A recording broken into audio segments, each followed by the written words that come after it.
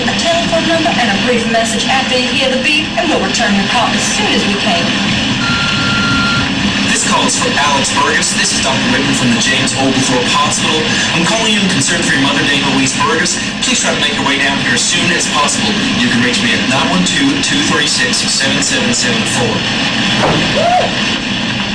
912-236-7774. Oh my God. I am drenched to the bone. Well, have you ever seen it pour so hard in your life? Oh my God. It is raining catfish and bullfrogs tonight. If this keeps up, I swear to God, the Savannah River might just stop on by for a little nightcap right through the back porch. I have never seen it pour so hard in my entire life. Woo! Oh my God. Now let's see what I missed on that message. Oh shit. I hate these stupid machines. Let's see here. Ooh, Gloria, outdid yourself. Went to pick up your mother with bumper. Well, God forbid he's driving. Didn't have time to finish setting up. We'll try to stop you home at 11. Damn, Gloria, that doesn't give me a whole lot of time. All right now. All right. Come on. Come on. Come on, Puss Puss. Come on. What, pussycat scared of a little thunder and lightning? Come on. Now, it's just a little old storm. Now, Mr. Oglethorpe, you get out from under there right now, or I will strike you with this damn...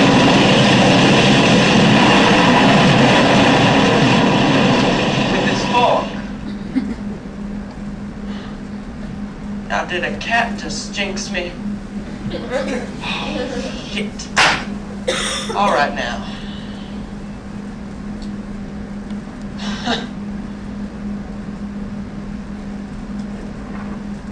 All right.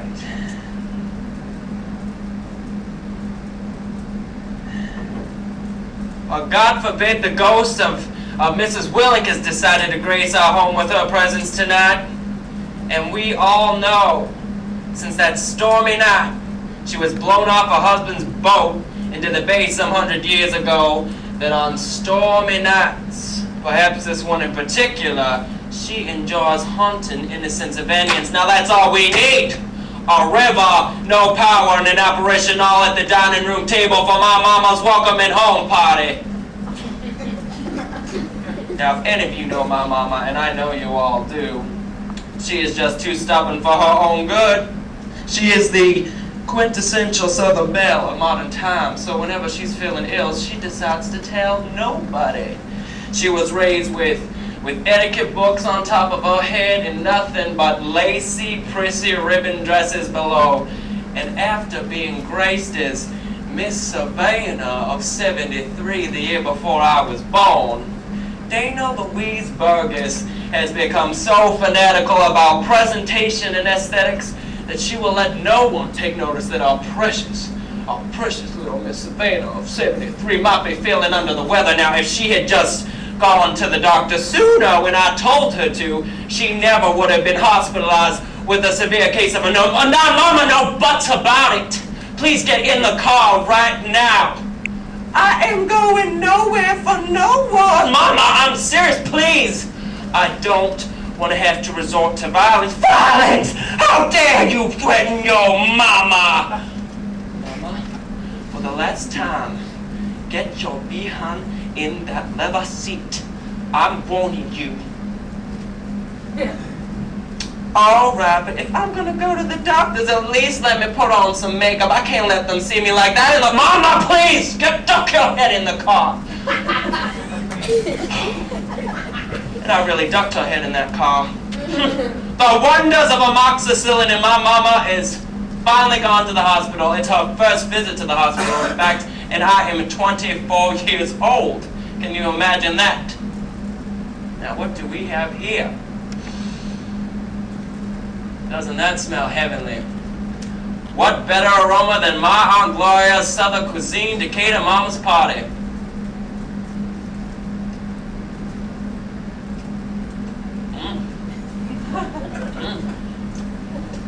Well, surely one shrimp is not going to be missed.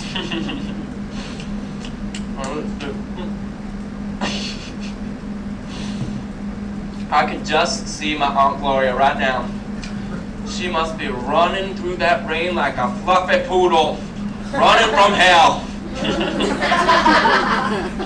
Now, we all know my Aunt Gloria, she loves to perm that hair.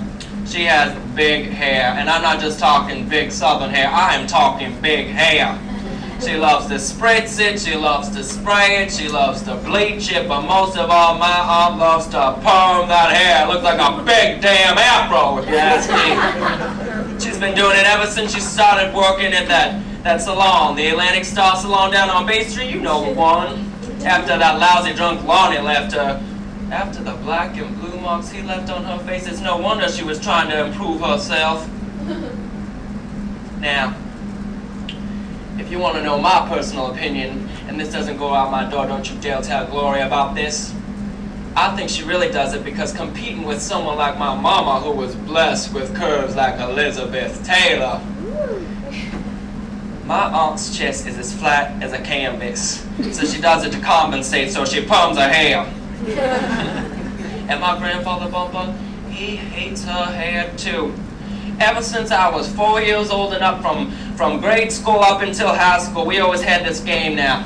Who can throw the most paper balls in Aunt Gloria's afro without her noticing? Senior year, I was stumped on this research paper, so it came to my mind, now why don't I take little pieces of Mr. Gillis's lecture and just throw them in Aunt Gloria's afro? And maybe, just maybe, it's going to give me the inspiration I'm lacking. So I went ahead and I tried it out, and I hadn't done this for about 2 years, and I threw a piece of paper, and then woo, did she let me have it! I have the right to call you across the face with this person, darling! I'm sorry, Aunt Gloria, I was just playing around with you. What do you mean, just not playing around? It's a real serious, boy! What about college? Aren't you going to college? Yeah, maybe, but I thought that maybe I would get a job first, you know, to help you and Mama out with the bills since Bumper ain't working anymore. Well, you need to stop worrying about us and stop thinking about yourself! All right, Aunt Gloria, all right, maybe I'll go to college. That's why you're going to college! Now listen to me! Look at me! You have to go to college if you want to get a real job these days. But besides, it'd be good for you to get out of the house. You might even make some real friends. Well, Aunt Gloria doesn't have any friends. No friends. I've got friends. Oh my God. Look at this old suit. I cannot remember the last time I put this old thing on. But I do remember I put it on for my high school prom. I went with Lindsay Buckingham. What an idiot. Her mother worked at the salon with Gloria, so I was kind of forced into it, if you know what I mean. But I told Gloria, I thought the three of us should get all dressed up for Mama's welcoming home party. I think it'll be just the thing to get her spirits lifted up and brightened in. And I think, right about now, a good drink will get me in the spirits for our little celebration. And where did I know it's around here somewhere. Oh, there it is. Now don't you dare think you're getting any of this, Mr. Oglethorpe, after you jinxed me. Damn cat.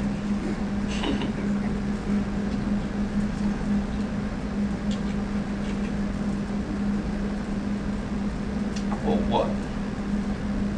We are creatures of habit in Savannah, and since Mama can't drink, I damn might as well please drink for her.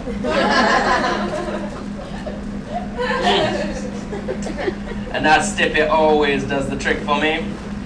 Mr. Jackie Daniels has stirred up my life since the very beginning. In fact, since my father left, he gave me my first drink. A useless salesman. That's what my mom always says. She said he just had a real good knack for words. He could talk anyone's head off, but he had a better knack for the bottle. I still remember that evening. It fits. I was 8 years old,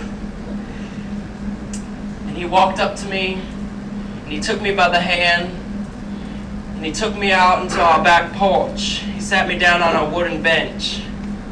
Now, he knew he had to give me this talk before Mama came home from working all day at the telephone company. See, the real problem with my parents was my father was always at the bar. Doc's Bar, Griffin's Tea Room. That's where he lived. 408 Bull Street was not. Now, Sport, I think it's about time you and I had a very important father-son experience now, like my father and his before him. It's custom in our lineage for we Burgus men to give our sons a very important initiation into manhood, and that would be their first drink. Now, come on, boy, drink up.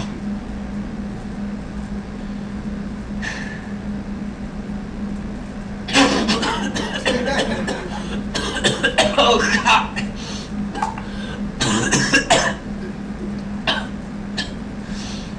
Well, peer your eyes on that. Now, if I didn't know any better, I'd accuse you of being a little fairy.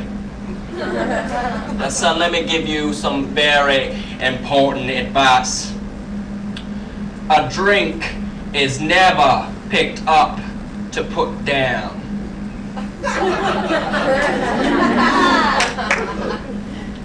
Now, you learn how to be a gentleman, Sport. And those were the last words my father ever said to me. A knack for words indeed. Here's to you, Daddy. Or should I say Mr. William Charles Burgus took off on I-16 headed west with his lover Daniel, Jackie Daniels. You're the damn fairy.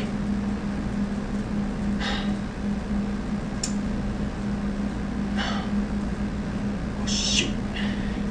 Creature of habit or not, the Savanian is running out of time. Just one more little swig. Now let's see here. We have the balloons.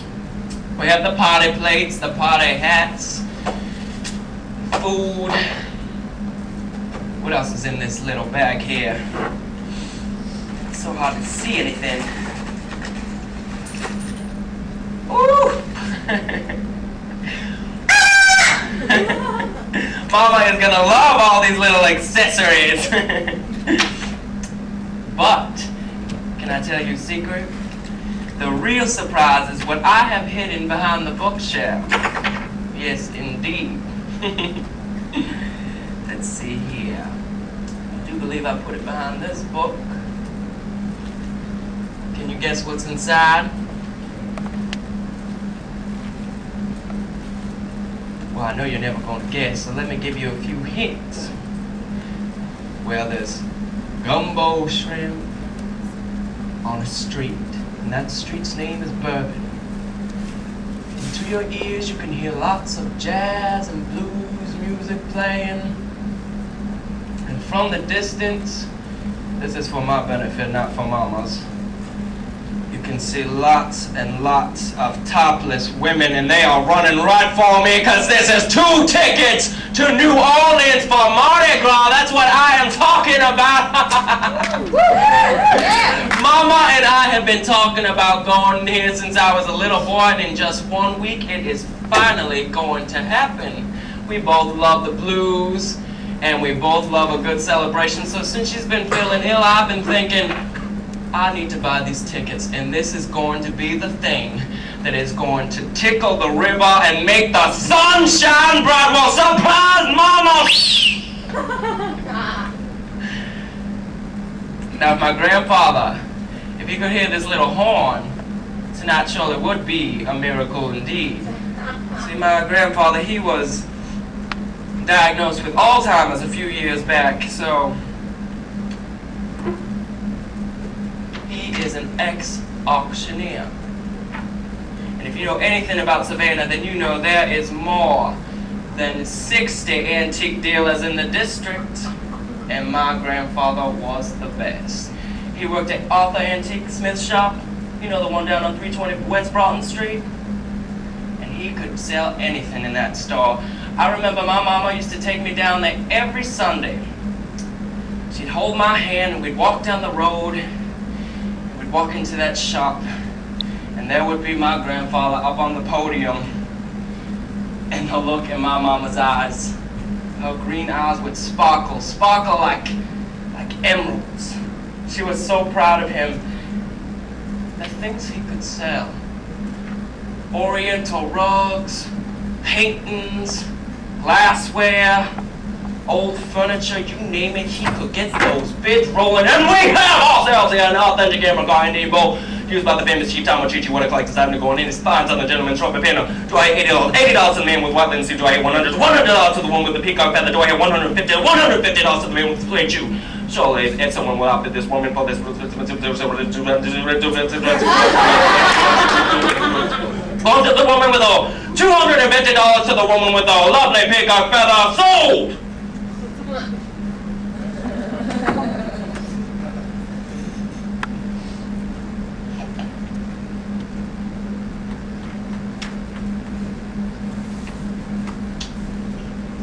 Alec, now why don't you have a girlfriend? I don't know, Bumpo, why don't you have a girlfriend? Because I'm old and I'm ugly and nobody wants me. Now get serious with me, boy! You're a good-looking fella. It's your last year of high school, ain't you? You ought to have a girlfriend by now. I know, but you know what Mama says? When the right one comes, I'm gonna know. Well, that sounds like a bunch of hogwash if you ask me. Now, two things come to my mind. Now, the boy's going fair. You going fair? No, sir, I'm not. Good. Oh, the boy's got a little green bean, if you know what I'm talking about. But, Bumpa, it's just...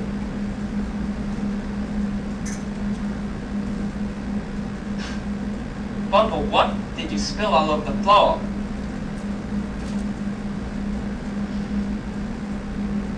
Bumpa, what is all over the floor?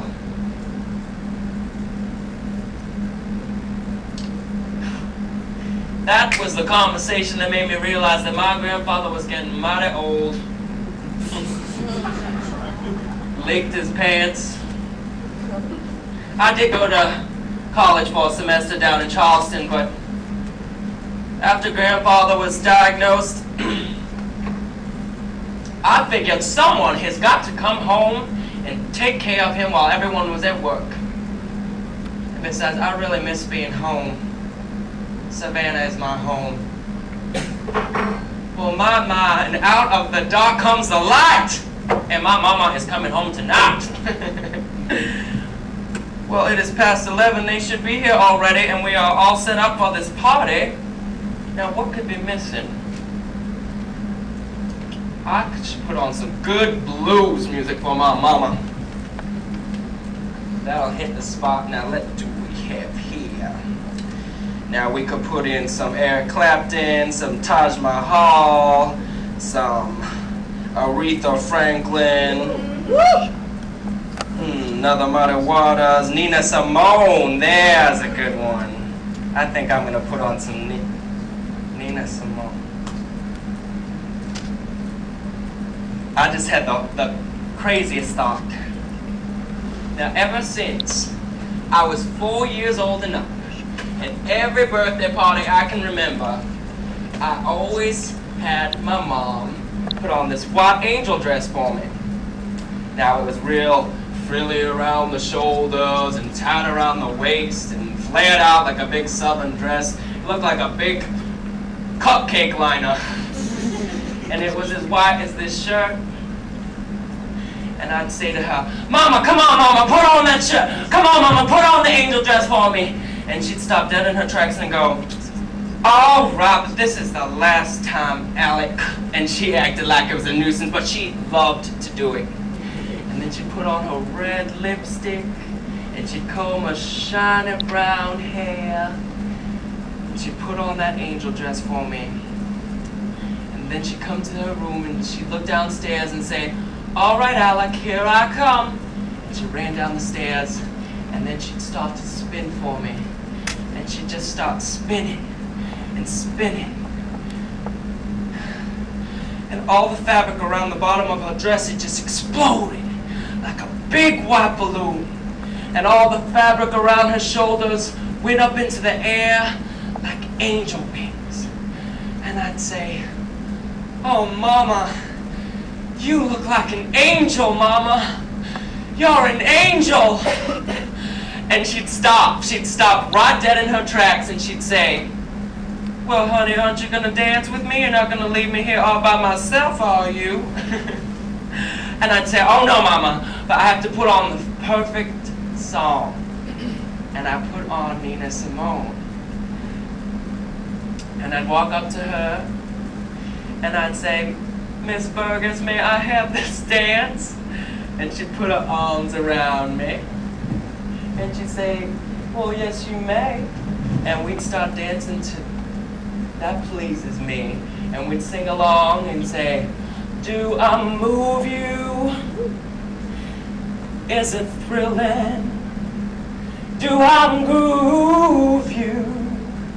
Are you willing? Do I soothe you?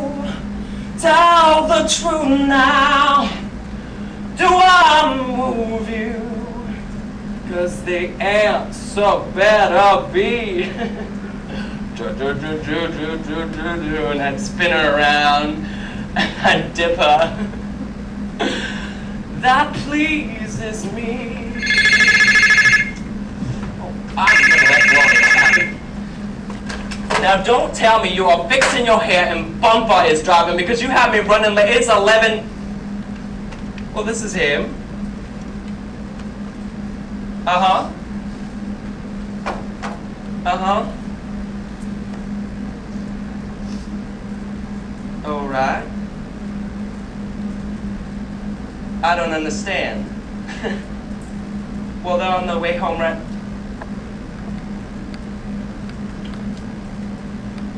Well, I was told everything was gonna be just...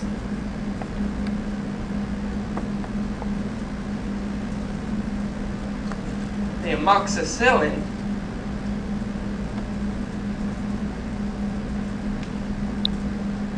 She's suffocated.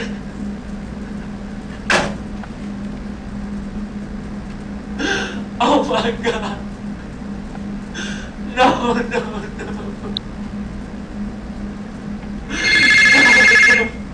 No, no, no, not my mama.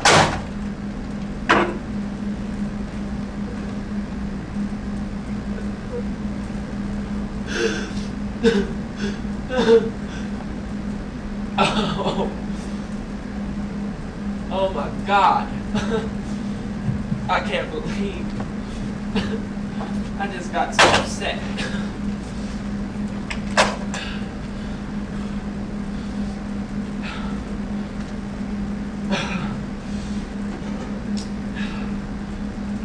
Now they are walking through that door any second. I don't know what they are talking about. What the hell is going on? You are not leaving me too! Everything is just fine, and we are having this party. And we are going to make lots of noise at this party.